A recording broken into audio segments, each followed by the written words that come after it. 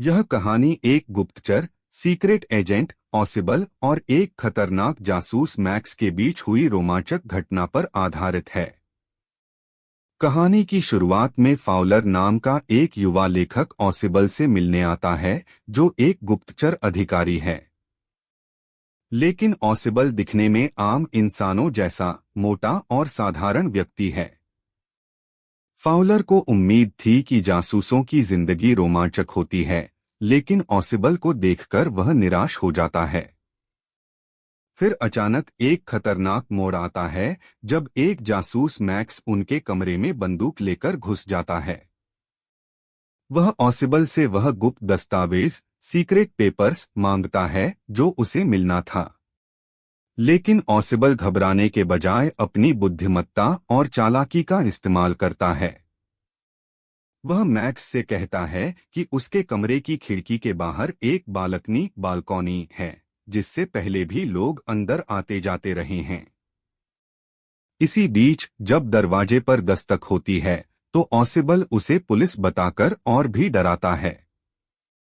डर के मारे मैक्स जल्दी से बालकनी के रास्ते भागने की कोशिश करता है, लेकिन जैसे ही वह खिड़की से कूदता है, वह सीधा नीचे गिरकर मर जाता है, क्योंकि वहां कोई बालकनी थी ही नहीं। मुख्य विषय थीम्स। एक बुद्धिमत्ता की जीत। कहानी हमें सिखाती है कि ताकत से ज्यादा दिमाग की चतुराई महत्वपूर्ण होती है। ऑसिबल बिना किसी हथियार के ही अपने दुश्मन को हरा देता है।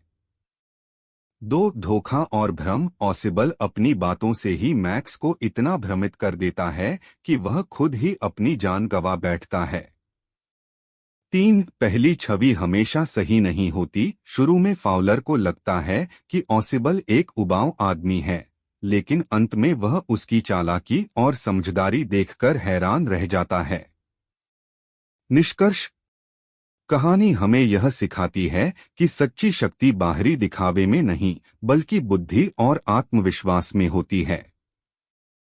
ऑसिबल जैसे दिखते थे, वैसे नहीं थे। वह बेहद चालाक और समझदार थे, जिसने बिना किसी हथियार के ही अपने दुश्मन को हरा दिया।